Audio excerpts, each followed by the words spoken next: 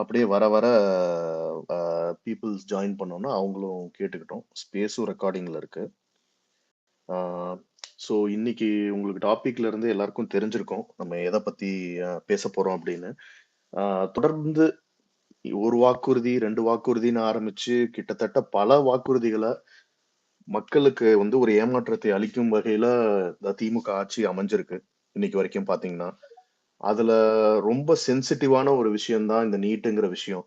So அது இன்னைக்கு நம்ம எல்லாரும் அவங்க நடத்தும் தொடர்ச்சியா நடத்தும் நாடகங்களை பார்த்து, இன்னைக்கு ஒரு அடுத்த கட்டத்துக்கு அத வந்து ஒரு பார்ட் 2வா எடுத்துட்டு போய், இப்ப அடுத்த அரசியலுக்கும், அடுத்த தேர்தலுக்கும் இத முன்னிறுத்தி ஒரு அரசியல் பண்ண ஆரம்பிக்கிறபோது, ஒரு ஆதங்கத்துல அந்த நியூஸ பார்த்துட்டு இருக்கும்போதே பார்த்தீங்கன்னா, உடனடியாக தலைவர்கிட்ட இருந்து ஒரு அறிக்கை வந்தது.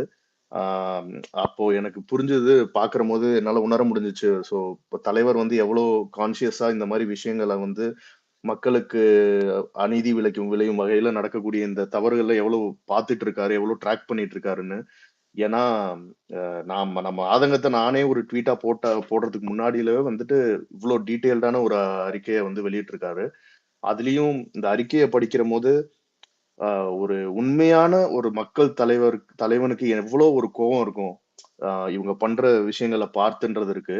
அதுவும் இல்லாம அந்த ஒரு ஹெட்டிங்லயே அத அழுத்தமா போட்டு, பகிரங்க மன்னிப்பு கேட்க வேண்டும் அப்படிங்கிற ஒரு விஷயத்த முன்னிறுத்துனது வந்து the people deserve it. At least this. இந்த ஒரு மன்னிப்பை வந்து கண்டிப்பா இந்த மக்களுக்கு வந்து அவங்க அளித்தே ஆகணும். ஏன்னா, ஒரு அப்பட்டமான நாடகத்த நிகழ்த்தியிருக்காங்க. ஸோ அத பத்தின விஷயங்கள பத்தி தான் இன்னைக்கு நம்ம ரொம்ப டீட்டெயிலா டிஸ்கஸ் பண்ண போறோம். அண்ட் ஃபர்ஸ்ட் நான் நம்ம கழக துணை பொதுச் செயலாளர் சிடிஆர் நிர்மல்குமார் அண்ணர்களை வரவேற்றிருக்கிறேன். அதுக்கப்புறம் நம்ம கழக செய்தி தொடர்பாளர் வீர விக்னேஸ்வரனும் இணைஞ்சிருக்கிறாரு. ஸோ கண்டிப்பா இன்னைக்கு ஒரு பொலிட்டிக்கல் ஆஸ்பெக்டும், அதுக்கப்புறம் இந்த நீட்ன பத்தின பேக்ரவுண்ட் இன்ஃபர்மேஷன், அதோட ஸ்டாட்ஸ் இந்த மாரி விஷயங்கள பத்தி நம்ம 2 ஆஸ்பெக்ட்ஸ்லயும் இத இன்னைக்கு விவாதிக்க போறோம். ஸோ நம்மளுக்கு ஒரு பெட்டர் அண்டர்ஸ்டாண்டிங் கிடைக்கும். இது பின்னாடி என்ன உண்மை இருக்கு? What is NEET? ஏன் இதை எதிர்க்கிறோம்? அப்படிங்கிற ஒரு விளக்கமும், அதுக்கப்புறம் இதை இதை வைத்து நடக்கும் அரசியல் என்ன? அப்படிங்கிறத பத்தியும் தான் இப்ப பேசப் போறோம். ஸோ ஃபர்ஸ்ட் நம்ம வீர விக்னேஸ்வரன் அவர்கள் வந்து background on NEET or what is NEET அப்படிங்கிறத பத்தி கொஞ்சம் விளக்க போறாரு. ஸோ அதை தொடர்ந்து அண்ணன் சிடிஆர் நிர்மல்குமார் அவர்கள் பேச ஆரம்பிப்பாரு. So first Veera Vigneshwaran bro, the floor is yours. Start பண்ணுங்க. தோழர்கள் அனைவருக்கும் வணக்கம். இன்னைக்கு நம்மளுடைய வெற்றி தலைவர் தளபதி அவர்கள் சொன்ன மாதிரி இந்த நீட் விஷயங்கள் வந்து தமிழக மாணவர்கள் எவ்வளோ பாதிக்குன்னு நமக்குலாம் தெரியும். அதை பற்றின ஒரு சின்ன ப்ரீஃப் மட்டும் நான் சொல்லிடுறேன். அதோட பொலிட்டிக்கல் ஆஸ்பெக்டை அருமையண்ணன் சிடிஆர் அவர்கள் வந்து எக்ஸ்பிளைன் பண்ணுவார். ஃபர்ஸ்ட் வந்து நீட்டுங்கிற பாலிசிஸே எப்படின்னா, மத்திய அரசு வந்து எல்லாத்தையுமே சென்ட்ரலைஸ் பண்ணணும் அப்படிங்கிற ஒரு கொள்கையில இருந்து வருது நீட்டுங்கிற விஷயமே. இதை மட்டும் இல்லை, அவங்க மெடிக்கல் எஜுகேஷனை வந்து நம்ம வெற்றி தலைவர் தளபதி சொன்ன மாதிரி 1976 அந்த டயத்துல அவங்க வந்து கன்கரண்ட் லிஸ்ட் கொண்டு போயிட்டாங்க. அதுல இருந்து இது தொடங்குது. எஜுகேஷனை வந்து கன்கரண்ட் லிஸ்ட்ல கொண்டு போனதுனால எல்லாவோட ஸ்கூல் எஜுகேஷன்ல இருந்து இப்ப நம்ம கேந்திரிய வித்யாலயா இஷ்யூஸ், ஹிந்தி இஷ்யூஸ் பாக்குற மாதிரி அதுதான் அடிப்படை. அதே மாதிரி ஹையர் எஜுகேஷன்லையும் இவங்க தலையிடுறாங்க. அந்த தலையீடு எப்ப ஆரம்பிக்குதுன்னா 1997 வந்து யுனைடெட் ஃப்ரண்ட் கவர்மெண்ட் வந்து சென்ட்ரல் பவர்ல இருக்காங்க.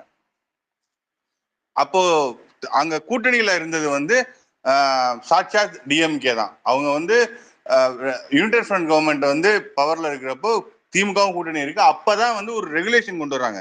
Regulation on graduate medical examination ஒரு ரெகுலேஷன் கொண்டு வராங்க. அதுதான் வந்து இதுக்கான ஃபவுண்டேஷன். ஆல் இண்டியா லெவல்ல மெடிக்கல் எக்ஸாமினேஷன் நடத்தணுங்கிறதுக்கான ஃபவுண்டேஷன் வந்து 1997 உருவாகுது. அதுக்கான இம்ப்ளிமெண்டேஷன் எப்ப நடக்குதுன்னா, நோட்டிபிகேஷன் எப்ப தராங்கன்னா 21/12/2010 நோட்டிபிகேஷன் வருது. அப்ப யாரு வந்து அந்த துறை அமைச்சர், அதாவது ministry of health and family வெல்ஃபேரோட இணையமைச்சரா இருந்ததுன்னா நாமக்கல் எம்பி, அப்போதைய நாமக்கல் எம்பி, மத்திய இணையமைச்சர் for health and family welfare, அதுக்கான அமைச்சர் காந்தி செல்வம் அவர்கள், திமுகவை சேர்ந்த காந்தி செல்வம் அவர்கள் தான் இந்த நோட்டிபிகேஷன் வெளியே வர்றப்போ அமைச்சரா இருந்தார். அப்போ கச்சத்தீவு எப்படியோ, நம்ம கன்கரண்ட் லிஸ்டுக்கு எஜுகேஷன் போனது எப்படியோ, அப்போயும் அந்த கன்சர்ன் மினிஸ்டராவும் டிஎம்கே தான் இருந்திருக்காங்க. 97லயும் அவங்க தான் பவர்ல இருந்திருக்காங்க. சென்ட்ரல்லையும் அவங்க தான் பவர்ல இருந்திருக்காங்க, ஸ்டேட்லயும் அவங்க தான் பவர்ல இருந்திருக்காங்க இந்த ரெகுலேஷன் வரப்ப. அதே போல 2010லயும் அவங்க வந்து பவர்ல இருந்திருக்காங்க, ஸ்டேட்லயும் பவர்ல, சென்ட்ரல்லையும் பவர்ல. இன்னும் அதிகமா அந்த மினிஸ்டே, கன்சர்ன் மினிஸ்டே வந்து திமுகவை சேர்ந்தவர். இது அப்படியே கடந்து வருது. அடுத்து அதே அரசு, அதாவது யூபிஏ 2ல வந்து இது நடக்குது 2010ல. 2012ல என்ன பண்றாங்கன்னா நீட் எக்ஸாமினேஷன் அட்மிஷன்ஸ் வந்து ஸ்டார்ட் பண்ணலாம்னு சொல்றாங்க. 2013ல ஃபர்ஸ்ட் எக்ஸாம் வந்து நடத்துறாங்க. இங்கதான் ஆரம்பிக்குது. 2010ல அவங்க வந்து 2013ல 2012ல வந்து அட்மிஷன் ஸ்டார்ட் பண்றாங்க. 2013ல வந்து ஆல் இந்தியா லெவல்ல வந்து எக்ஸாம்ஸ் கண்டக்ட் பண்றாங்க. ஆனா தமிழ்நாடு மாநிலங்கள்ல அப்பெல்லாம் நடத்தப்படல. 2013 காலங்கள்லாம் பல்வேறு பகுதியில் நடத்தப்பட்டுச்சு, பட் தமிழகத்தில் நடத்தப்படல. இது எப்ப தமிழகத்துக்குள்ள வரணும் அப்படின்னு சொல்லி தமிழ்நாட்டுக்குள்ள எப்படி வந்து ஹிந்தியை திணிக்கிறதுக்கான கேந்திர வித்யா பள்ளிகளை திணிக்கிறாங்களோ அது போல தமிழகத்துல எப்ப திணிச்சாங்கன்னா 2016ல ஒரு ஆர்டினன்ஸ் போடுறாங்க. அதை தொடர்ந்து ஒரு கான்ஸ்டியூஷன் அமெண்ட்மெண்ட் பார்லிமெண்ட்ல கொண்டு வர்றாங்க. 2 சட்டத்துல வந்து திருத்தம் கொண்டு வர்றாங்க. ஒன்னு வந்து இந்தியன் மெடிக்கல் கவுன்சில் ஆக்ட். இது வந்து ஜென்ரலா மெடிசின் படிக்கிறாங்களே, ஜெனரல் மெடிசின்ஸ், நிறைய ஆர்த்தோ, அதுன்னு நிறைய டிபார்ட்மெண்ட்ஸ் இருக்கு, அந்த இதுக்கான என்ட்ரன்ஸ்க்கான அமெண்ட்மெண்ட். இது amendment on Indian medical council ஆக்ட்ல ஒரு அமெண்ட்மெண்ட் கொண்டு வர்றாங்க. அது அடுத்து வந்து டென்டிஸ்ட் ஆக்ட். இது வந்து இந்த டென்டல் பல் சம்பந்தப்பட்ட அட்மிஷன்ஸ்க்கு இந்த அமெண்ட்மெண்ட்.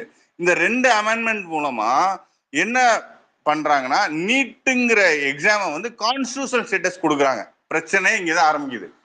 இது வந்து ஆர்டினரியா யாருமே இப்ப ஏன் சுப்ரீம் கோர்ட்டே வந்து அதை வந்து 2016ல வந்து வேலிடேட் பண்ணாங்கன்னா சட்டம் இயற்றி 2 அமெண்ட்மெண்ட் கான்ஸ்டியூஷன் அமெண்ட்மெண்ட் கொண்டு வந்து அதுக்கு வந்து கான்ஸ்டியூஷன் ஸ்டேட்டஸ் அப்போதைய பிஜேபி அரசு கொடுத்துச்சு. ஒன்றிய பிஜேபி அரசு வந்து 2016ல இதை கொடுத்துருக்காங்க. இதுல இருந்தே தெரியுது இந்த 2 பாசிஸ்ட் பங்காளிகளும் எல்லா விஷயத்தையும் அவங்க காலங்கத்தை செஞ்சுட்டு மாத்தி மாத்தி குற்றம் சாட்டிக்கிட்டு இருக்காங்கன்ட்டு.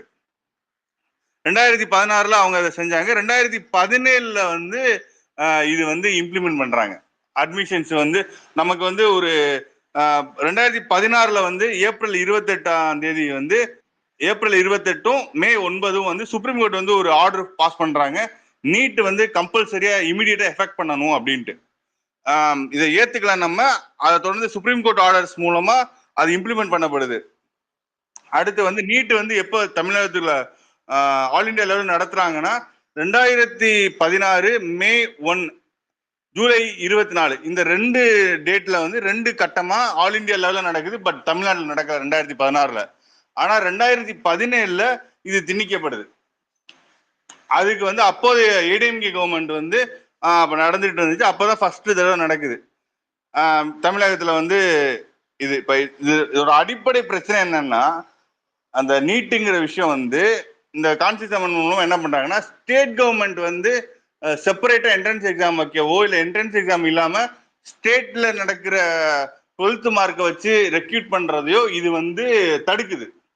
இந்த பில்லோட நீட் அந்த அமெண்ட்மெண்ட் பில் 2 பில் சொன்னோம்ல, அந்த கான்ஸ்டியூஷன் ஸ்டேட்டஸ் மூலமா ஸ்டேட் கவர்மெண்ட் வந்து என்ட்ரன்ஸ் எக்ஸாமும் நடத்த முடியாது, 12th மார்க்கை வச்சு சேர்க்க முடியாது. இதை வந்து இது தடுக்குது. இதுதான் இதோட அடிப்படை. இதை தொடர்ந்து 2017 அந்த எக்ஸாம் தமிழ்நாட்டில் நடக்க போறப்பதான் தங்கை அனிதாவோட மரணம். நம்மளுடைய வெற்றி தலைவர் தளபதி அவர்கள் நேரடியா போய் அந்த ஆறுதல் சொன்னாரு. பட் அந்த நேரத்துல 2017ல இதை வந்து அரசியலா பார்த்தாங்க. நம்ம தளபதி அவர்கள் வந்து அவரோட உணர்வோட கலந்து அவங்கள போய் சந்தித்து அந்த பிரச்சனைக்கு தீர்வு என்னன்னு நம்ம சொன்னாங்க. பட் ஆனா டிஎம்கே வந்து இதை எப்படி பார்த்தாங்கன்னா அன்னைக்கு பொலிட்டிக்கலா பார்த்துட்டு 2019 எலெக்ஷனே அவங்க எப்படி கொண்டு போனாங்கன்னா நீட்டு இந்த மாதிரி நெரேட்டிவ்லயே கொண்டு போனாங்க. இதை வந்து அரசியலாக்கி அரசியல் ஆதாயமா தான் பார்த்தாங்க. அதே மாதிரி 2021லயும் வந்து மாண்புமிகு துணை முதல்வர்கள் என்ன சொன்னாங்க, எங்களுக்கு ரகசியம் தெரியும்னா சொன்னாங்க. இதோட பொலிட்டிக்கல் ஆஸ்பெக்ட வந்து நம்மளுடைய அண்ணன் சிடிஆர் அவர்கள் வந்து எக்ஸ்பிளைன் பண்ணுவார். கண்டிப்பா. தேங்க்ஸ் வீரா ப்ரோ. அதே மாரி இன்னொரு சிறு கேள்வி. இது மத்த மாநிலங்கள்ல வந்துட்டு இத ஏத்துக்கிறாங்க அப்படிங்கிற ஒரு மனப்பான்மை வந்து எல்லாருமே அந்த ஒரு கருத்தும் திணிக்கப்படுதுல்ல. உங்கள தவிர எல்லாருமே ஏத்துக்கிறாங்க அப்படின்னு. அதன் உண்மை என்ன? இப்ப மத்த ஸ்டேட்ஸ்லாம் இத கண்டிப்பா எல்லா ஸ்டேட்ஸும் ஒத்துக்குதா? இல்ல வேற யாராவது இதுக்கு அகைன்ஸ்டா இருக்காங்களா? இல்ல எல்லாருமே இத ஏத்துக்கிறாங்களா? என்ன அது என்ன ஸ்டேட்டஸ்? ஆல் இந்தியா லெவல் எல்லாருமே ஏத்துக்கிட்டாங்க. Okay, okay. சரி. சோ இத ஹலோ, சோ இந்த ஆல் இந்தியா கேக்குது, லெவல்ல கேக்குது. எல்லாமே ஏத்துக்கிட்டாங்க. நம்ம தமிழ்நாடு தான் வந்து இது இது விஷயமா இது பண்றது. ஆல் இந்தியா லெவல்ல மோரலஸ் எல்லா ஸ்டேட்டுமே ஏத்துக்கிட்டாங்க. அங்க ஹியர் அண்ட் தேர் அங்க வந்து இந்த irregularity நடக்கிறப்ப ஒரு பிரச்சனை வந்துச்சு. irregularity நடக்கிறப்போ ஒரு இது மாதிரி தப்பான போன போன தடவை நீட் நடக்கிறப்ப எல்லாம் வந்து கொஸ்டின் பேப்பர் ரிலீஸ் ஆச்சு. மால் ப்ராக்டிக்ஸ் நடக்கிறப்போ பீகார் உட்பட நிறைய ஸ்டேட்டோட எம்பிஸ் வந்து பார்லிமெண்ட்லேயே எந்த ஆத்தன்டிகேஷன் இல்லாம இருக்கு, irregularity நடக்குது, இதனால எங்க மாணவர்கள் பாதிக்கப்படுறாங்க, எக்ஸாம் நடத்துற விதத்தை பத்தி குற்றம் சாட்டு நடத்துனாங்க. ஆனா நீட்டே வேணாம் அப்படிங்கறது முடிவு வந்து தமிழகம் மாதிரி எந்த மாநிலமும் ரொம்ப ஸ்ட்ராங்கா இல்ல. நம்ம ஹிந்தி எதிர்ப்பே பாத்தீங்கன்னா தமிழ்நாடு தான் இந்த மொழி திணிப்ப கலாச்சார படையெடுப்பை எழுத்துச்சு. இன்னைக்கு கர்நாடகா சிஎம்ஏ சொல்றாரு, சித்தராமையா அவர்களே சொல்றாங்க, நாங்க வந்து தமிழ்நாடு மாதிரி அன்னைக்கு போராடல, அதனால நாங்க வந்து நிறைய பாதிக்கப்பட்டிருக்கோம்னு. தமிழ்நாடு எப்பவுமே முன்னோக்கி சிந்திக்கும், இது பெரியாரின் மண் அப்படிங்கிறதுல வந்து மாற்று கருத்து இல்ல. அந்த வழியில நம்ம முன்னாடியே சொல்றோம் நீட்டோட பாதிப்பு என்னன்னு நம்ம இன்னைக்கே சொல்றோம். மற்ற மாநிலங்கள் இன்னும் ஒரு 5 வருஷம் 10 வருஷம் கழிச்சு அவங்க பாதிக்கப்பட்டோம்னு சொல்லுவாங்க. Right, right. அந்த பீப்புளோட மைண்ட் செட்டே தமிழ்நாட்டு மக்களின் எண்ணமே அப்படிதான் இருக்கு. இல்ல, அதுதான் பிரதிபலிக்குது. நம்மளோட மாநில உரிமை, நமக்கான தன்னாட்சியை நம்ம வந்து எப்பவுமே வரலாறு நெடுக நம்ம ஹிஸ்டாரிக்கலா மன்னராட்சி காலத்துல இருந்து தமிழ்நாடு வந்து ஒரு ஒரு சுயாட்சி பகுதியா தான் இருந்திருக்கு. அந்த ஒரு ஃப்ரீ திங்கிங் தான் நம்ம தமிழ்நாட்டுல வந்து ஒரு, அதாவது எப்படின்னா எந்த எமோஷன்ஸும் இல்லாம ரேஷனலா திங்க் பண்ணி ஒரு முடிவு எடுக்கிறது. கண்டிப்பா, கண்டிப்பா. மக்களாட்சின்னு அடிக்கடி நம்ம தான் சொல்லிக்க வேண்டியதா இருக்கு. மன்னராட்சின்னு நீங்க அந்த காலத்த குறிப்பிட்டதா இன்னைக்கும் அதான் நடந்துட்டு இருக்கு. கண்டிப்பா. So okay. ஓகே. சோ இத பாத்தீங்கன்னா, இப்போ இதுல வந்து ஒரு பொலிட்டிக்கல் ஆஸ்பெக்ட் இருக்கு இல்லையா? இப்போ எந்த விஷயத்த தீர்வு காண்றதுக்காக ஒருத்தங்க முன்னெடுக்குறாங்க. அதுல தீர்வு காண்றதுக்காக மக்களுக்கு உண்மையான வாக்குறுதிகள குடுக்குறாங்க. எது செய்ய முடியுமோ அத ப்ராமிஸ் பண்றாங்க. அப்படிங்கிறது ஒண்ணு இருக்கு. ஆனா ஆட்சிக்கு வருவதற்காக என்ன வேணா நாங்க வாக்குறுதி குடுப்போம். எப்படி வேணா அந்த ஆட்சிக்கு வந்து அந்த அதிகார கட்டுல உட்கார்றதுக்கு நான் என்ன வேணா வாக்குறுதி குடுத்துருவேன் அந்த சமயத்துக்கு. ஆனா அத வச்சு அதனால உண்மையா மக்களுக்கு பயனளிக்க முடிய ரிசல்ட் அப்படிங்கிறது வந்து இன்னைக்கு வரைக்கும் வரல. சோ அ அண்ணன் சிடிஆர் அண்ணன் நீங்க சொல்லுங்க. இத பத்தி இதை வைத்து நடக்கக்கூடிய அரசியல் அப்படின்னு என்னன்னு சொல்லுங்க. அனைவருக்கும் வணக்கம். சகோதரர் வீர விக்னேஷ் அவருக்கு நன்றி. ஏன்னா அவர் மிக தெளிவாக வந்து இதில் எப்படி நடந்ததுன்னு இதோடைய ஆரம்ப முதல் முற்று எல்லாத்தையும் மென்ஷன் பண்ணி சொன்னார். நன்றி அவருக்கு. அதாவது எப்போவும் மத்தியில் எந்த அரசு இருந்தாலும், அதாவது காங்கிரஸ் இருந்தாலும் சரி, பாஜக இருந்தாலும் சரி, எந்த அரசு இருந்தாலும் அவங்களுடைய முதல் குறிக்கோள் என்னவா இருக்கும்னா மாநில உரிமையை பறிக்காது, மாநிலத்துடைய உரிமைகளை அதை எடுக்கிறதா தான் இருக்கும். அதுல வந்து என்னன்னா, தமிழ்நாட்டில் அப்ப யாரு ஆட்சியர் இருக்காங்களோ அவங்க அதை கடுமையாக எதிர்த்து போராடி வெற்றி பெற வேண்டிய இடத்துல தான் தமிழ்நாடு மாதிரியான மாநிலங்கள் இருக்கும். ஆனா நமக்கு கிடைச்ச சாபக்கேடு என்னன்னா, இருக்கிற கட்சிகள் ஒண்ணு ஊழல்ல மாட்டிப்பாங்க, இல்லைனாலும் இந்த மாதிரி ஏதாவது இப்படிதான் நமக்கு கச்சத்தீவி நம்ம கொடுக்க வேண்டிய நிலைமை ஏற்பட்டது.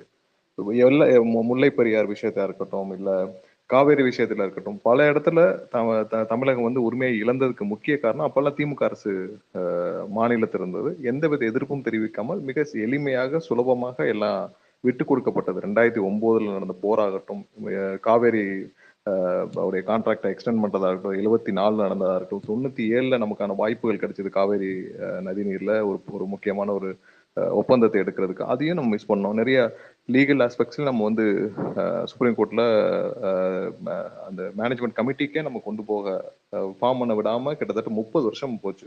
ஸோ இதில் பெரும் பங்கு திமுகவுக்கு இருக்கு. ஏன்னா திமுகனால தான் நம்மளுடைய உரிமைகள் நிறைய பறி போச்சு. அதே மாதிரி தான் நீட்ல ஆரம்ப கட்டத்தில் கொண்டு வரப்பட்டதெல்லாம் பட்டப்பெல்லாம் வேடிக்கை பார்த்துட்டு எப்பயும் முடிச்ச பிறகு அரசியலுக்காக இப்போ வரைக்கும் பாருங்க, அவன் ஆரம்பத்துலேருந்து 74 இப்போ வரைக்கும் அவங்களுடைய தேர்தல் வாக்குறுதியில் கச்சத்தீவை மீட் போட்டிருப்பாங்க. கொடுத்ததே இவங்க தான். அப்புறம் மீட்கிறதுக்கு எல்லா தேர்தல் வாக்குறுதியிலும் ஒன்று இருக்கும். அது மாதிரி இப்போ நீட்டை சேர்த்துக்கிட்டாங்க. நீட்டில் வந்து ஒரு முக்கியமான விஷயம் என்ன நம்ம பார்க்கணும்னு பார்த்தீங்கன்னா, நீட்டு கொண்டு வரப்பட்ட போது என்ன சொன்னாங்கன்னா, ஒண்ணு வந்து இன்னைக்கு வந்து பிரைவேட் காலேஜஸ் நிறைய இருக்கு. படிப்புகள் வந்து அப் அண்ட் டவுனா இருக்கு. அதனால இதை சமப்படுத்த போறோம். அதாவது ஒரு சில காலேஜஸ்ல அதிகமான பணம் வாங்கப்படுகிறது. ஒரு சில இடத்துல கவர்மெண்ட் ஸ்கூல் மாணவர்கள்லாம் வந்து பாதிக்கப்படுறாங்க.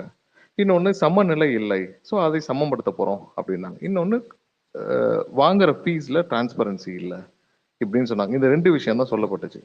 இது 2ஓட பர்ப்பஸ் நான் என்ன நினைச்சோம், சரி அப்படின்னா நிறைய சீட்டுகள் ஒரு கிடைக்கும். இப்ப கிட்டத்தட்ட பாத்தீங்கன்னா தமிழ்நாட்டுல பாத்தீங்கன்னா இன்னைக்கு வந்து கவர்மெண்ட் காலேஜஸ் கிட்டத்தட்ட ஒரு 35 காலேஜ் இருக்கு. பிரைவேட் காலேஜஸ் ஒரு 24 காலேஜஸ் இருக்கு. டீம்டு யூனிவர்சிட்டி 12 இருக்கு.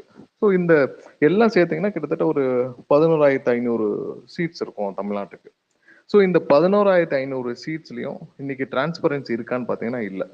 ஸோ இது கொண்டு வந்தான பர்பஸ் ஃபர்ஸ்ட் சால்வ் ஆச்சா இல்ல.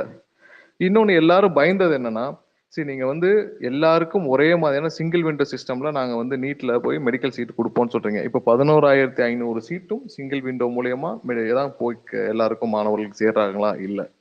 இப்பவும் பாக்குறீங்க அதே மாதிரி டொனேஷன்ஸ். முன்னாடி என்னன்னா பிளாக்ல இருந்துச்சு, இப்போ ஒயிட்ல இருக்கு. அவ்வளவுதான். எல்லாம் வந்து வெப்சைட்ல போட்டு ஒயிட்ல இருக்கு. அதே அளவான ஃபீஸ் தான் இருக்கு. வேற எந்த மாறுதலும் இல்லை.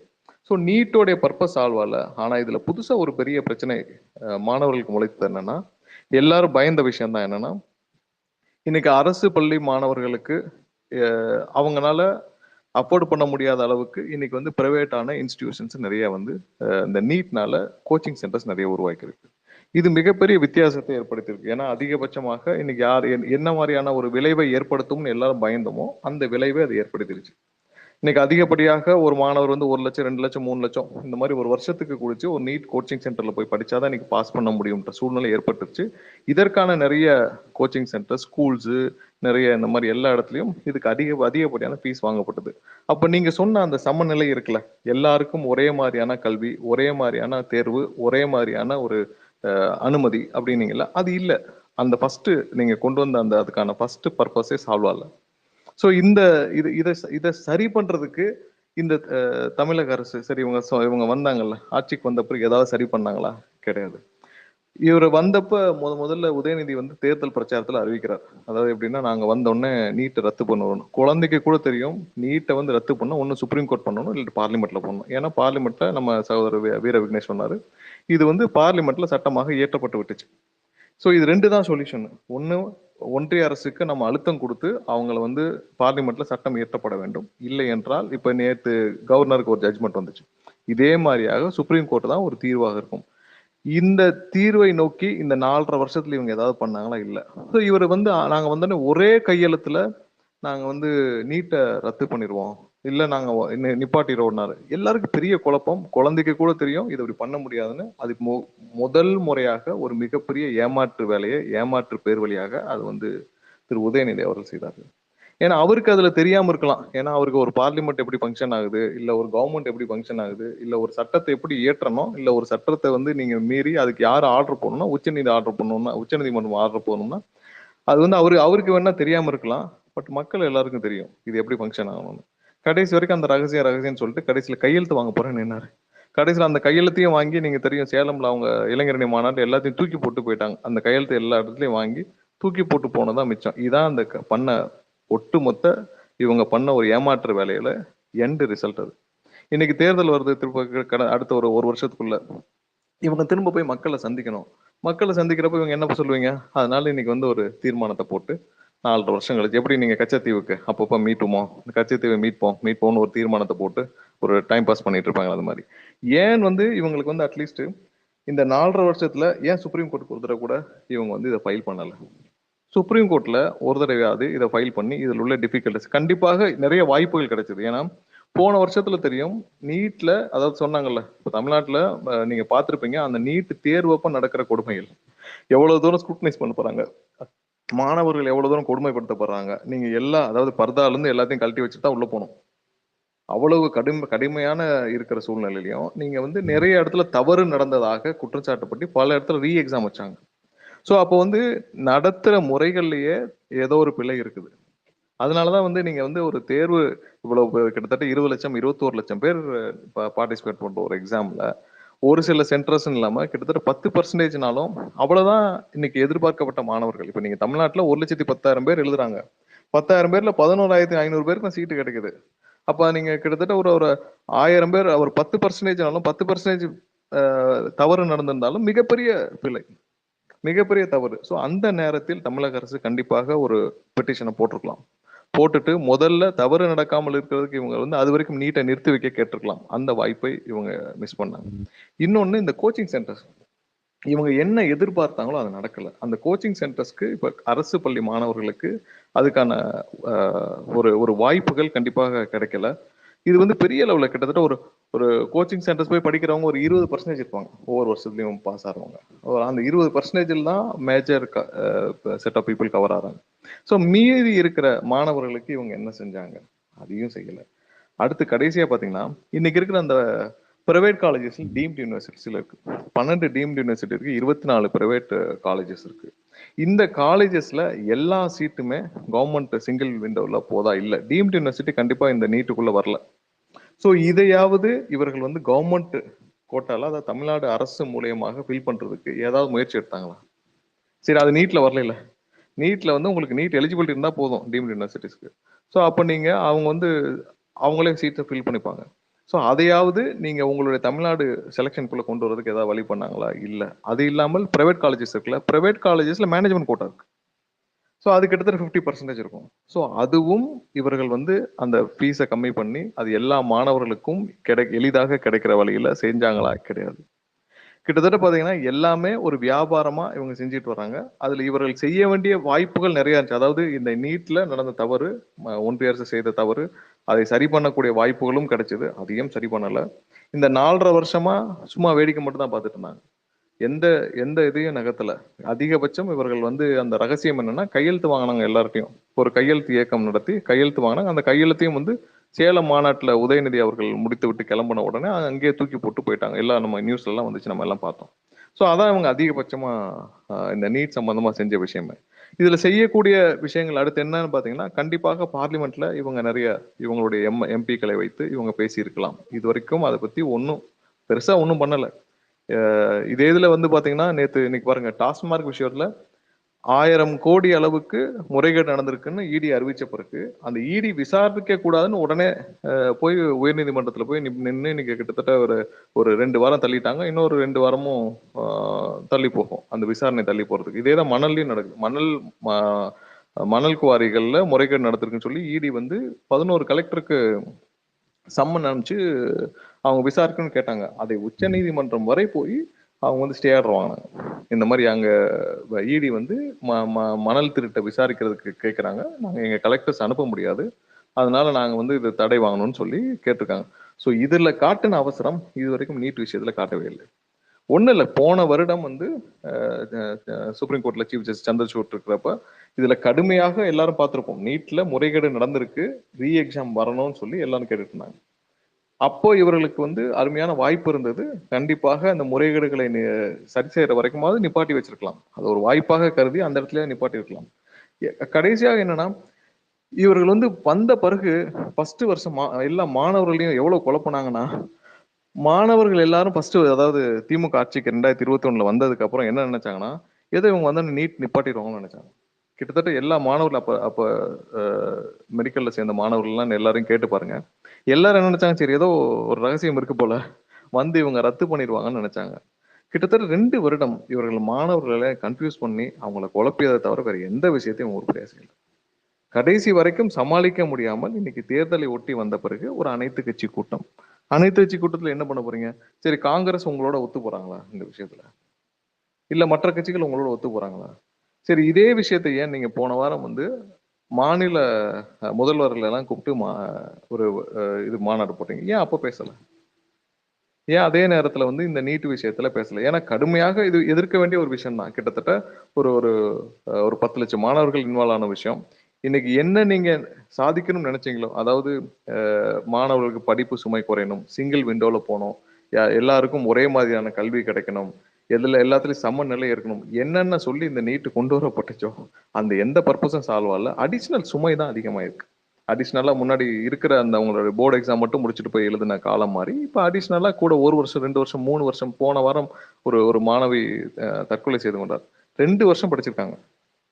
அந்த மாணவி 2 வருஷம் படிச்சிருக்கு. 3வது வருஷம் திரும்ப படிக்க வேண்டிய சூழ்நிலை ஏற்படுமோன்ற மன அழுத்தத்தை தான் அந்த மாணவி தற்கொலை செய்து கொண்டார்.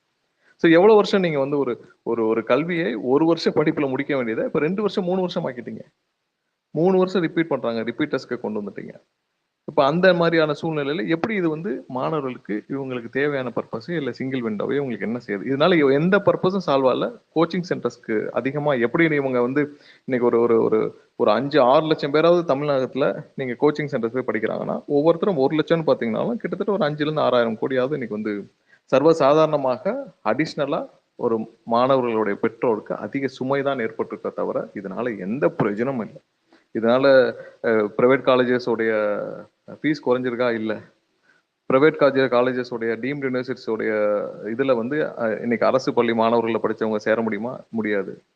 பிரைவேட் காலேஜஸ் உடைய மேனேஜ்மெண்ட் கோட்டால வேற யாராவது இன்னைக்கு மெரிட்ல கிடைச்சவங்க சேர முடியுமா? முடியாது. அப்ப இதுல என்ன சாதிக்க வருவாங்களோ அது எதுவுமே பண்ணல. ஒண்ணு மற்ற மாநிலத்திலிருந்து வரவங்களுக்கு ஒரு சில சதவீதம் 15% அவங்களுக்கு தேவையான ஒரு ஒரு ஒரு கதவும் திறக்கப்பட்டிருக்கு. அதே நேரத்துல இங்க இருக்கிற மாணவர்களும் கம்ப்ளீட்டா அநீதி இழைத்ததை தவிர நீட் வேற எந்த பர்பஸையும் சால்வ் பண்ணல. இதான் ஓப்பனா நம்ம பேச வேண்டிய விஷயம். இதனால எந்த விஷயத்திலையும் நல்லது நடக்கவே இல்லை.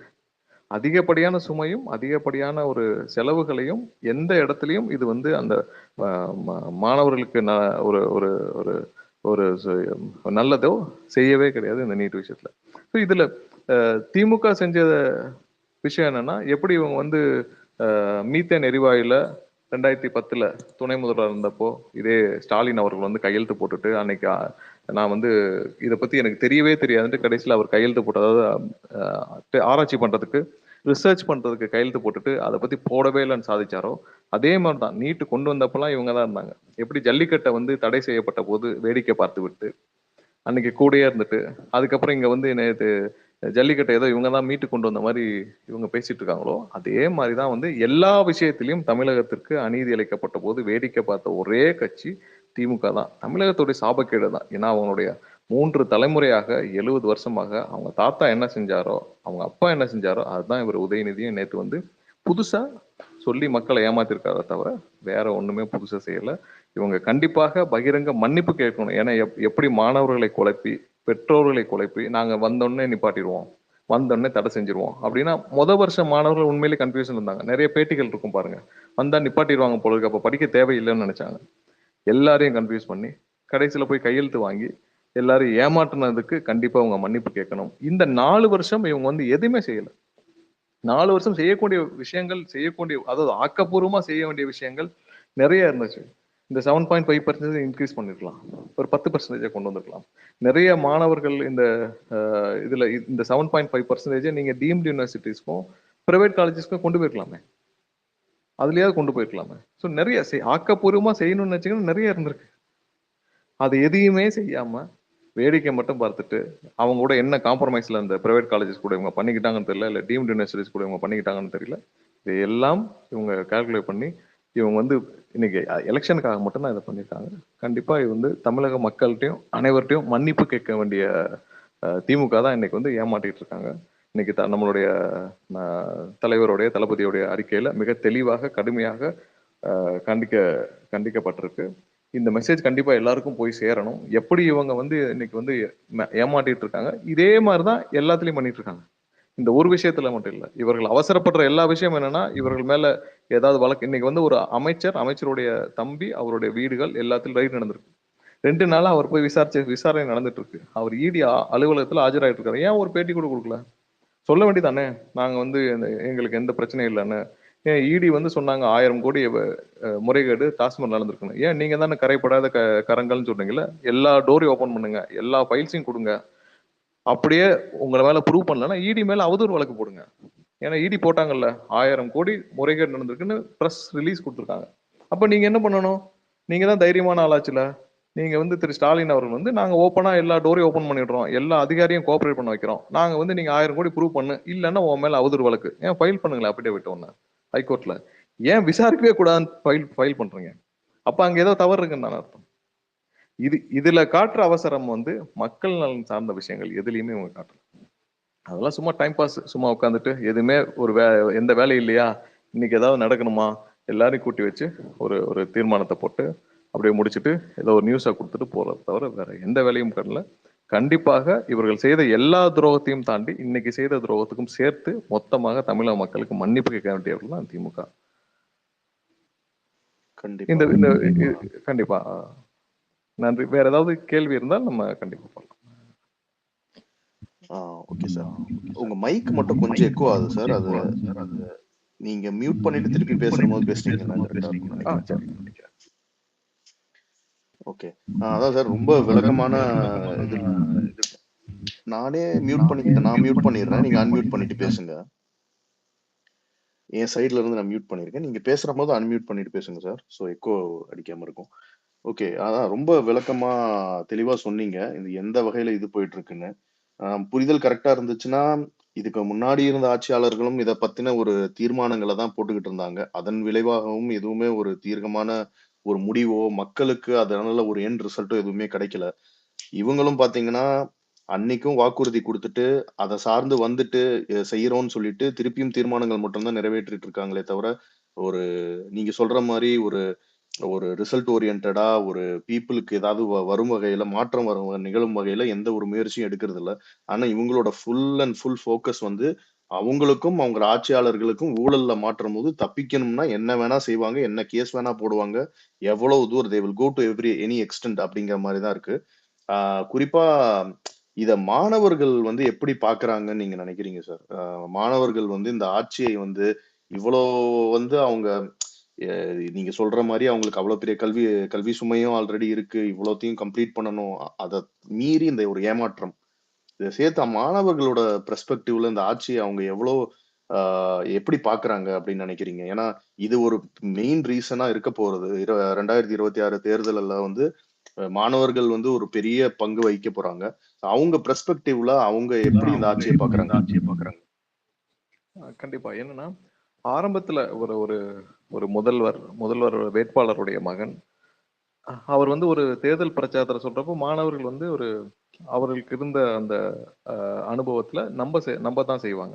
ஓ! சொல்றாரு போல இருக்கு. ஏதோ வந்தோனே ரத்து பண்ணிருவாங்க போல இருக்கு. ஏன்னா இவங்க கவர்மெண்ட் வந்துச்சுன்னா நிப்பாட்டிருவாங்க. எப்படி வந்து பார்த்தீங்கன்னா, பழைய ஓய்வூதிய திட்டம் வந்தோனே குடுத்துருவோம். டாஸ்மார்க்க நிறுத்திருவோம். இதெல்லாம் வந்து இவங்க கண்ட்ரோல்ல இருக்கிற விஷயங்கள். இவங்கனால ஒரு மாநில அரசுனால செய்ய முடியிற விஷயங்கள். இன்னைக்கு அரசு ஊழியர்களுக்கு நான் வந்தோனே பழைய ஓய்வூதிய திட்டம்லாம் உடனே குடுத்துருவோம். இப்படி நெறைய சொல்லியிருக்காங்க. ஸோ அவங்க கண்ட்ரோல்ல இருக்க விஷயங்களையும் சேர்த்து இத சொல்றப்ப, மாணவர்களுக்கு அவங்களுடைய அனுபவத்துல நம்ப தான் செய்வாங்க. ஆனால் வந்த பிறகு தான் அதோடைய விஷயங்கள் புரிய ஆரம்பிக்குது. இவர்கள் நம்மை ஏமாற்றி விட்டார்கள். ஸோ அந்த குடுத்த வாக்குறுதிகள்ல கிட்டத்தட்ட 80% வாக்குறுதிகள் எல்லாமே பொய் வாக்குறுதிகள் தான். இவங்க கெப்பாசிட்டில இருக்கிற விஷயங்கள கூட இவங்க செஞ்சு முடிக்கல.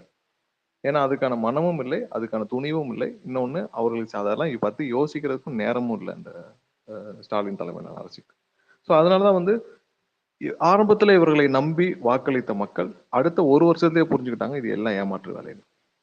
ஒண்ணும் இல்ல. நீங்க வந்து இப்ப இந்த அடுத்த ஒரு 3 மாசத்துல மழைக்காலம் வந்துரும். நீங்க வந்த பிறகு நீங்க எல்லாம் திரும்ப நம்ம இத பத்தி பேசுவோம். என்னன்னா சென்னையில வந்து வடிகால் பணிகள் நடந்துட்டு இருக்கு.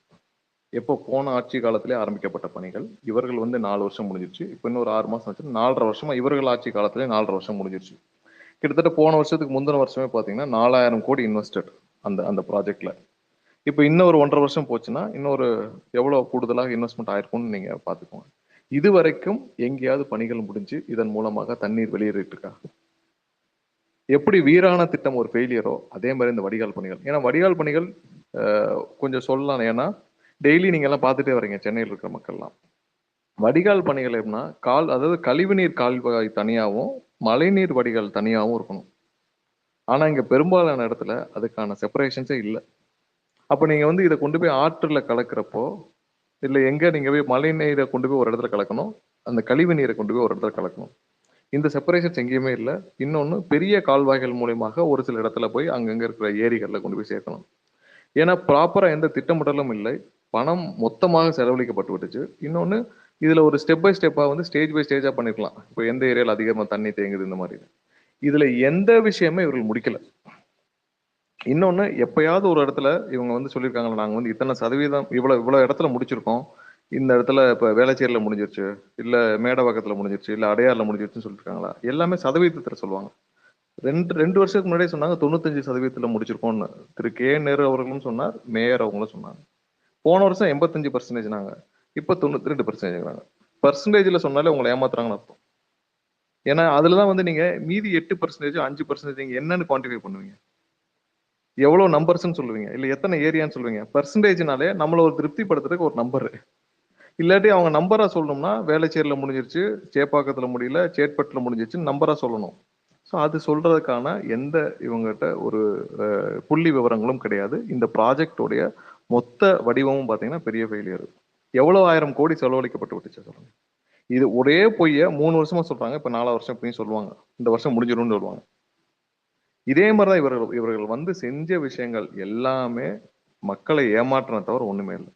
இந்த நீட்ல இருக்கட்டும், டாஸ்மார்க்கை நாங்க வந்து க்ளோஸ் பண்ணுவோம்னு சொல்லட்டும், அரசு ஊழியர்கள் இன்னைக்கு பாருங்க ஜாக்டோஜியோல இருந்து போராட்டங்கள் அறிவிச்சுக்கிட்டே இருக்காங்க. நம்மளுடைய தலைவரும் வந்து ஆதரவு தெரிவிச்சு நம்மளுடைய முதல் மாநாட்டிலும் அவர்களுக்கு தீர்மானம் நிறைவேற்றப்பட்டிருக்கு. அவ்வளவு தூரம் பாத்தீங்கன்னா இவர்கள் சொன்ன விஷயங்கள் எல்லாத்துலயும் மக்கள், மாணவர்கள் எல்லாரும், இந்த அரசு ஊழியர் எல்லாரும் ஏமாற்றம் தான் பட்டிருக்காங்க. எதையுமே செஞ்சு முடிக்கல. எல்லாத்துலயும் பாத்தீங்கன்னா இது இது இந்த நான் சொன்ன வடிகால் பணிகள், ஏன்னா இதுல வந்து அவங்க நிறைய பேட்டி கொடுத்தனா நமக்கு தெரியுது. கொடுக்காத விஷயங்கள் எவ்வளவு இருக்கும் பாருங்க. அதுதான் டாஸ்மார்க்லயும் இபிலையும் நடந்துட்டு இருக்கு. இபில வந்து இன்னைக்கு பில்டிங்ல வந்து அவ்வளவு குளறுபடிகள் இருக்கு. அதுவும் கமர்ஷியல் பில்டிங்ல. இன்னைக்கு அதனால நடக்கிற பாதிப்புகள் எம்எஸ்எம்இ செக்டர்ஸ்க்குலாம் ரொம்ப அதிகமான பாதிப்புகள். கிட்டத்தட்ட 80% எம்எஸ்எம்இ செக்டர்ஸ்க்கு வந்து சிறு குறு தொழில்கள் வந்து நசுங்கிற போறதுக்கு முக்கிய காரணமே இன்னைக்கு இந்த கமர்ஷியல் பில்டிங்ல நடக்கிற குளறுபடிகள் தான். இந்த ஆட்சி வந்து யாராவது ஒருத்தர் நல்லா இருக்காங்கன்னா அந்த குடும்பம், அதை சுற்றி இருக்கிற ஒரு சில குறுநில மன்னர்கள், இந்த அமைச்சர்களா இருக்கிறவங்களை தவிர்த்து வேற யாருமே, பொதுமக்கள் யாரும் நல்லா இல்லை. மாணவர்களுக்கு இன்னைக்கு ரொம்ப தெளிவாகவே புரிஞ்சிருக்காங்க. அடுத்த தேர்தலில் எனக்கு தெரிஞ்சு ஒரு ஓட்டு கூட இன்னைக்கு மாணவர்களுக்கு ஃபர்ஸ்ட் டைம் ஓட்டர்ஸ்ல கண்டிப்பாக திமுக போட மாட்டாங்க. அது அவங்க குடும்பத்தில் இருக்கவங்களே போட மாட்டாங்கன்னு தான் என்னுடைய நம்பிக்கை. கண்டிப்பா கண்டிப்பா சார். நம்ம ஒரு ஃபியூ கொஸ்டின்ஸ் மட்டும் எடுத்துக்கலாம் இவங்க கிட்ட இருந்து. அது மட்டும் நம்ம பேசிட்டு அதுக்கப்புறம் நம்ம இன்னைக்கு ஆக்சுவலா எதுவும் பெருசா பிளான் பண்ணல. இந்த ஒரு மெயின் டாபிக்கை பத்தி தான் பேசணும், இல்ல ஒரு விழிப்புணர்வு ஏற்படுத்தணும் நம்ம தோழர்களுக்குன்னு முன்னெடுந்தோம். ஸோ நான் ஒரு ஒரு 2 or 3 பீப்புள் மட்டும் ஆட் பண்றேன். இது சம்பந்தமாக கேள்வி இருக்கவங்க மட்டும் ரெக்வெஸ்ட் கொடுங்க. இது தொடர்பாக மட்டும் கேள்வி கேளுங்க. ஸோ ஒரு செகண்ட் இருங்க, நான் ஆட் பண்றேன் கப்புள் ஆஃப் பீப்புளை.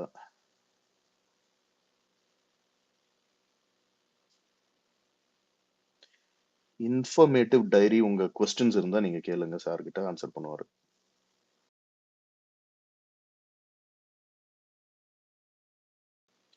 இருக்கீங்கன்னா அன்மியூட் பண்ணிட்டு பேசுங்க.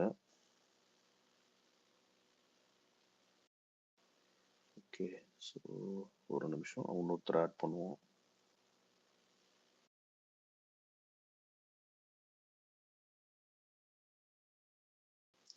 மான்ஸ்டர், நீங்க கொஸ்டின்ஸ் இருந்தா நீங்க கேளுங்க. Yeah hi Nirmal bro. Hi Harish bro. கேக்குதா நான் பேசுறது? கேக்குது, சொல்லுங்க. Yeah hi bro. எனக்கு வந்து இதுல வந்து ஒரு பேசிக் கொஸ்டின் என்னன்னா, இப்போ வந்து உங்க நீட்டுக்கு வந்து இந்த மாதிரி விளக்கம் வாங்கி தரதா சொல்லிட்டு இப்போ நீங்க கூட சொன்னீங்க இந்த ஸ்டூடெண்ட்ஸ் கிட்ட சிக்னேச்சர் வாங்கினது அப்படின்ட்டு. இந்த சிக்னேச்சர் யார் யார்கிட்ட இருந்தெல்லாம் வாங்கணும்னு சொல்லிட்டு இவங்களால ஐடென்டிஃபை பண்ண முடியுமா? இல்லை ஒரு சும்மா ஒரு பொழுதுபோக்குக்காக ஏதோ டிஎம்கே ஆஃபீஸில் உட்காந்து அந்த சைனிங் பண்ண மாதிரி இருக்குமா? லைக் என்ன ஆதாரமா அது யாரெல்லாம் சைன் போட்டாங்கன்ற மாதிரி இவங்க கோட் பண்ணி காமிக்கிறது. ஆக்சுவலாக அது வாங்கினது தப்பு. பட் இந்த மாதிரி இவங்க ஒரு ஃபார்முலா வந்து அப்ளை பண்ணுறாங்க, எல்லாரும் சைன் போட்டாங்க அப்படின்ட்டு. இந்த இந்த சைன் வந்து வேலிடேஷன் ஆகுமா? முதல்ல கன்சிடரபிள் ஆகுமா? இல்லை, அது நீங்கள் நியூஸ்லேயே பார்த்துருப்பீங்க. அதாவது அரசு பள்ளிகளில், கல்லூரிகள்லாம் போய் சைன் வாங்கினதை பார்த்துருப்பீங்க திமுகவினர். அப்புறம் டிஜிட்டல் சிக்னேச்சர் வாங்குறேன்னு சொல்லி சொன்னாங்க. இதை அவங்க குவான்டிஃபை பண்ணுறதுக்குலாம் வாங்கலை. சும்மா ஒரு ஒரு ஒரு ஒரு ஏமாற்று வேலை தான். எல்லாருக்கும் நாங்கள் எவ்வளோ பேர்கிட்ட வாங்குறோம், வந்து 50 லட்சம் கையெழுத்து, 60 லட்சம் கையெழுத்துனாங்க. கடைசியில் 1 லட்சமே தாண்டலை. அப்புறம் யாரும் கையெழுத்து போடலை. அப்புறம் அவங்களே போட்டு முடிச்சிருப்பாங்க போல இருக்கு. இது அவங்க குவான்டிஃபைலாம் பண்ண முடியாது. பட் அப்போ நியூஸ்லலாம் நம்ம பார்த்தோம், ஸ்கூல்ஸ்லாம் போய் ஃபோர்ஸ் பண்ணி மாணவர்கள்ட்ட கையெழுத்து வாங்கினதை நிறைய நியூஸே பார்த்தோம். நிறைய எம்எல்ஏக்களே போய் ஒவ்வொரு ஸ்கூல்லையும் வந்து வெளியே உள்ளே போய் ஃபோர்ஸ் பண்ணி ஒவ்வொரு மாணவர்கள்ட்டையும் கையெழுத்து வாங்கினது நிறைய நியூஸ்லேயே வந்துச்சு. ஸோ அதில் குவான்டிஃபை பண்ணுறனாலையும் பண்ணலனாலும் ஒன்றும் பிரச்சனை இல்லை. ஏன்னா அவங்க இதனால யாருக்கும் எந்த பிரயோஜனமும் இல்லை. நம்ம வந்து அவங்க கையெழுத்த இவ்வளவு பேர்ட்ட வாங்கினாங்கனாலும் பிரயோஜனம் இல்லை, வாங்கினாலும் பிரயோஜனம் இல்லை. ரெண்டே சொல்யூஷன் தான். பார்லிமெண்ட்ல போய் இதுக்கான சட்டத்தை ஏற்றணும், இல்லைன்னா சுப்ரீம் கோர்ட்ல போகணும். சுப்ரீம் கோர்ட் இவங்க போல. அதே நேரத்துல பேரலா ஒவ்வொரு வருஷமும் இதுல பாதிக்கப்படுற மாணவர்களுக்காவது இவங்க ஒரு ஒரு ரிலீஃப் கொடுக்க முயற்சி செஞ்சிருக்கலாம். அதையும் தரல. இப்போ நம்ம சொன்ன அந்த பிரைவேட் காலேஜஸ்ல கவர்மெண்ட் ஸ்கூல்ஸ்க்கு ஒரு ஒரு சில பர்சன்டேஜ் கொண்டு போயிருக்கலாம், அந்த 7.5%. இந்த மாதிரி நிறைய விஷயங்கள் இருக்கு, அதையும் செய்யல. இன்னொன்னு கோச்சிங் வந்து இன்னைக்கு கவர்மெண்ட் ஸ்கூல் பிள்ளைகளுக்கு கிடைக்காம இருக்கு, அதையாவது இவங்க வந்து சமன் பண்றதுக்கு ஏதாவது செஞ்சிருக்கலாம், அதாவது இந்த ரிலீஃப் கிடைக்கிற வரைக்கும். ஸோ எந்த விஷயத்தையும் எதையுமே ஆக்கப்பூர்வம் எதையுமே செய்யாம சும்மா 4.5 வருஷம் கழிச்சு இன்னைக்கு ஒரு 4 வருஷம் முடிய போறப்ப வந்து ஒரு அனைத்து வச்சு கொடுத்த போறாங்க இன்னைக்கு எல்லாருடைய வருத்தம். என்னன்னா இவ்வளவு வருஷம் ஏமாத்திட்டு இன்னைக்கு கடைசியில் ஒரு தீர்மானத்தை போட்டு அடுத்த எலெக்ஷனை ஃபேஸ் பண்றதுக்காக நாங்கள் தீர்மானம் நிறைவேற்றி நாங்கள் வந்து அனுப்பி வச்சிருக்கோம் அப்படின்னு பாலை வேற கோர்ட்ல போடுறதுக்கு தான் இவங்க வேலை பார்க்குறாங்களே தவிர்த்து, எப்படி கச்சத்தீவுக்கு இப்போ வரைக்கும் தீர்மானம் போட்டுட்டே இருக்காங்களே அதே மாதிரி தான் இருக்கும். இவங்க கையெழுத்து வாங்கினாலும் ஒன்றும் பிரயோஜனம் இல்லை. இது பேஸ் பண்ணி எனக்கு ஒரு கொஸ்டின் இருக்கு ப்ரோ. என்னன்னா இப்போ வந்து இவங்க ரீசெண்டா வந்து ஆளுநருக்கு எதிர்ப்பா வந்து இதுல வந்து ஹைகோர்ட்ல போய் சுப்ரீம் கோர்ட்ல போய் இவங்க வந்து அப்பீல் வாங்கிட்டு வந்து ஆர்டிகல் 142 படி அவங்க வந்து இவங்க ஆளுநரால ஏத்துக்கப்படாத 10 சட்டங்களை வந்து இவங்க வந்து கோர்ட் வந்து இதை வந்து அக்செப்ட் பண்ணிக்கிட்டு அதை வந்து கிராண்ட் பண்ணியிருக்காங்க. ஸோ நீட்டுக்கும் வந்து அதே மாதிரி நடக்குமா? லைக் இவங்க வந்து சுப்ரீம் கோர்ட் போயிட்டு அங்கே போயிட்டு இந்த கேஸை வந்து இது எடுத்துகிட்டு போனால் இந்த மாதிரி ஆளுநரும் பண்ண முடியல அண்ட் வந்து பிரசிடென்ட்டும் பண்ண முடியல. ஏன்னா நம்ம வந்து இந்த கொலை வழக்கில் கூட பிரசிடென்ட்டே பண்ணலன்ட்டு வந்து ஹைகோர்ட் வந்து அந்த பேரறிவாளனோட வழக்கில் கூட பிரசிடென்ட் பண்ணதுக்கு லேட் ஆகி சொல்லிட்டு சுப்ரீம் கோர்ட் வந்து கண்டெம் பண்ணியிருந்தாங்க. ஸோ இப்போ இதே மாதிரி நீட்டுக்கும் இதே மாதிரி பண்ணுறதுக்கு ஏதாவது சான்சஸ் இருக்கா? கண்டிப்பா சான்சஸ் இருக்கு. ஏன்னா எப்பயுமே ஒரு ஒரு ஒரு பப்ளிக் இன்ட்ரெஸ்ட் லிட்டிகேஷனோ இல்லை ரிட்டோ நம்ம ஃபைல் பண்றப்ப பார்த்தீங்கன்னா கண்டிப்பா அதை வந்து அதுல பின்னாடி இருக்கிற டேட்டா தரவுகளை வச்சு தான் பார்க்கப்படுது. இப்போ நம்ம பேசின விஷயங்கள்ல எதுக்காக நீட் கொண்டு வந்தாங்க, அந்த பர்பஸ் சால்வ் ஆச்சா இல்லை, அதுக்கான டேட்டா கண்டிப்பா ஸ்டேட் கவர்மெண்ட்னால எடுக்க முடியும். இன்னொன்னு இவர்கள் வந்து எதனால இதை இதை இதை ரிலீவ் பண்ணணும்னு நினைக்கிறாங்களோ அதை பண்ணிருக்கலாம். அடுத்து ஸ்டேட் கவர்மெண்ட் கண்ட்ரோல்ல தான் முன்னாடி வந்து இந்த என்ட்ரன்ஸ் எக்ஸாம்ஸ்லாம் இருந்துச்சு. ஸோ இதெல்லாம் இவங்க டேட்டாவை தரவுகளை தெளிவாக எடுத்துட்டு போனால் கண்டிப்பாக சுப்ரீம் கோர்ட்ல ரிலீஃப் கிடைக்கும். சும்மா நேம் சேக் வந்து இவங்க போட்டு பேரளவுக்கு ஏதாவது போட்டாங்கன்னா கண்டிப்பா வந்து அந்த டிஸ்மிஸ் ஆயிரும் பெட்டிஷன். பட் கிளியரான தரவுகள் எவ்வளவு தூரம் இன்னைக்கு பிரைவேட் இந்த இது கோச்சிங் சென்டர்ஸ் வந்திருக்கு, எவ்வளவு தூரம் மாணவர்கள் இதுல பங்கெடுக்கிறாங்க, எவ்வளவு அதிக சுமை இருக்கு, எவ்வளவு ரிப்பீட்டர்ஸ் பண்றாங்க, 2 வருஷம் 3 வருஷம் ரிப்பீட்டர்ஸ் பண்றவங்க அதிகமாயிட்டாங்க, இது எப்படி உங்களுக்கு சமநிலையை கொண்டு வரும்? இதே நேரத்தில் டீம்டு யூனிவர்சிட்டிஸ் பிரைவேட் காலேஜஸ்க்குலாம் இதுல வந்து நிறைய இதுல கவர்மெண்ட் காலேஜஸ்க்கு எப்படி அட்மிஷனோ அந்த அட்மிஷன் வந்து இவங்களுக்கு பொருந்தாது. ஸோ இதுல நிறைய இன்னும் சமநிலைப்படுத்த வேண்டிய விஷயங்கள் நிறைய இருக்கு. இதை களைய முடியாத சூழ்நிலையில இது தேவையான்னு சொல்லி கண்டிப்பா கிளியர் டேட்டாவோட போட்டாங்கன்னா இதுக்கு நிறைய டைம் எடுக்கும். இந்த 4.5 வருஷத்துல கிட்டத்தட்ட ஒரு 3 மாசம் ஒர்க் பண்ணியிருந்தாலே போதும். இதுக்கான டேட்டாவை எடுத்து இன்னைக்கு அவங்க வந்து இதுக்கு சுப்ரீம் கோர்ட் போயிருக்கலாம். கண்டிப்பா சுப்ரீம் கோர்ட்ல கிளியர் டேட்டாவோட போன பல விஷயங்கள் இப்ப நேற்றே வந்து எவ்வளவு பெரிய ஜட்மெண்ட். ஸோ அந்த மாதிரியான முக்கியமான விஷயங்களுக்கு கோர்ட் கண்டிப்பாக நியாயமான தீர்ப்புகள் வரணும்னு நம்பலாம். கண்டிப்பா. இன்ஃபர்மேட்டிவ் டைரி உங்க கொஸ்டின்ஸ் வச்சிருங்க. நம்ம இதோட கொஸ்டின்ஸையும் முடிச்சுக்கலாம். அண்ணா நிர்மலா அண்ணா ரொம்ப வணக்கம்ண்ணா. நீட் விஷயத்துல பெரிய தெளிவை கொடுத்துட்டீங்கண்ணா. யாருக்குமே எந்த டவுட்டும் இல்லாம ஒரு நல்ல நீண்ட விளக்கத்தை கொடுத்துருக்கீங்கண்ணா. அதுக்கு முதல்ல நன்றி. நான் இப்போ வந்து டாபிக் டைவெர்ட் பண்றேன்னு நினைக்க வேணாண்ணா. எனக்கு இந்த பரந்தூர் விஷயத்துல பாத்தீங்கன்னா அதற்கான ப்ராஜெக்ட் ஆரம்பிச்சு அதற்கான வேலைகள்ல ரொம்ப தீவிரமா ஈடுபட்டு இருக்கு. பிரதர், தயவு செஞ்சு மியூட் பண்றேன்னு நினைக்க வேணாம். இன்னைக்கு இந்த டாபிக்கை பத்தி ஸ்பெசிஃபிக்கா பேசணும் தான் ஸ்பேஸ் போட்டிருக்கோம். மத்தபடி மத்த டாபிக்ஸ் எல்லாத்துக்குமே வந்து ஒரு ஒரு செயல்பாட்டு விஷயமா வரும்போது நம்ம அதை பத்தி பேசுவோம். தயவு செஞ்சு தப்பா எடுத்துக்காதீங்க. ஏன்னா இன்னைக்கு ஸ்பெசிஃபிக்கா இந்த ஒரு டாபிக்கை பத்தி டிஸ்கஸ் பண்றதுக்கு போட்டிருக்கோம். அதனால அது கேட்கறவங்களுக்கு டைவர்ட் பண்ண வேணாம். ஸோ நீங்க கண்டிப்பா உங்க கொஸ்டின்ஸை வச்சுக்கோங்க, ட்வீட்டாவும் போடுங்க. கண்டிப்பாக நம்ம அந்த விஷயங்களை பத்தி பேசுற போது தருணத்துல அதை நம்ம தெரியப்படுத்துவோம், பேசுவோம், அதை பத்தி விவாதிப்போம். ஸோ முடிவா ஒரு விஷயம் தான் நான் ஜஸ்ட் சொல்லிக்கிறேன். அதாவது நம்ம வந்து இப்போ ஒருத்தர்களை வந்து எதிரியா ஆகணும், இவர்கள் எதிரியாக இருக்கணும் அப்படின்லாம் நம்மளுக்கு வந்து ஒரு நோக்கம் கிடையாது. பட் மக்களுக்கு எதிரா யார் யாரெல்லாம் செயல்படுறாங்களோ கண்டிப்பா அவங்களுக்கான எதிரியா அந்த அரசியலை செய்ய வேண்டிய நிலையில நம்ம கண்டிப்பா மக்கள் பக்கம் நிற்போம். இப்ப இன்னைக்கு நம்ம பேசுன மாதிரி இதுக்கப்புறமும் கண்டிப்பாக இன்னும் மக்கள் பிரச்சனைகள் நிறைய இருக்கு. அண்ட் எல்லாருமே நிறைய ட்வீட்ஸ் மூலமாவும் போஸ்ட் மூலமாவும் நிறைய விஷயங்களை வந்து தெரியப்படுத்துறீங்க. கண்டிப்பாக அது எல்லாத்துக்கும் அதிகாரப்பூர்வமாக வந்து தலைமை வந்து முடிவெடுத்து அதுக்கு என்ன செயல்பாடுகளோ அதை முன்னெடுப்பாங்கன்னு கண்டிப்பா நம்புவோம். அதுக்கான இதுவும் நம்மளுக்கு வந்து வெகு விரைவில் எல்லாமே அஃபிஷியலா வரும். ஸோ அதுக்காக காத்திருப்போம். சிடிஆர் அண்ணா, கடைசியா நீங்க ஏதாவது சொல்லணும்னா சொல்லுங்க. இல்ல அனைவருக்கும் நன்றி. இந்த ஹோஸ்ட் பண்ணதுக்கும் உங்களுக்கும் என்னுடைய நன்றியை தெரிவிச்சுக்கிறேன்.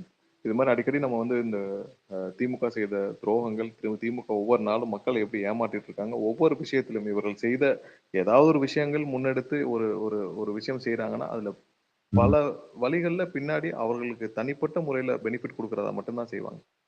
அதை மட்டும்தான் இவர்கள் இத்தனை வருஷமா செஞ்சுட்டே வந்திருக்காங்க. இவர்கள் என்னைக்கும் மக்கள் நலன் சார்ந்த எந்த விஷயத்தையும் தானாக முன்னெடுத்து இந்த திமுக வந்து கடந்த 70 ஆண்டுகளை செஞ்சதே கிடையாது. ஸோ அதை மாதிரி ஒவ்வொரு விஷயத்தையும் இவங்க செய்யறப்ப நம்ம அதை கண்டிப்பா மக்கள்கிட்டையும் எல்லாத்தையும் கொண்டு போய் சேர்க்க வேண்டிய கட்டாயத்தில் இருக்கிறோம். இது மாதிரி பல ஸ்பேஸ்கள் நம்மளுடைய மற்ற நிர்வாகிகள், தலைவர்கள் வந்து கண்டிப்பா பேசுவாங்க. இதை கொண்டு போய் சேர்க்க வேண்டிய இடத்துல இருக்கோம். இதுல பார்ட்டிசிபேட் பண்ண அனைவருக்கும் என்னுடைய நன்றி தெரிவித்துள்ளேன். நன்றி. மிக்க நன்றி சார். Thanks everyone.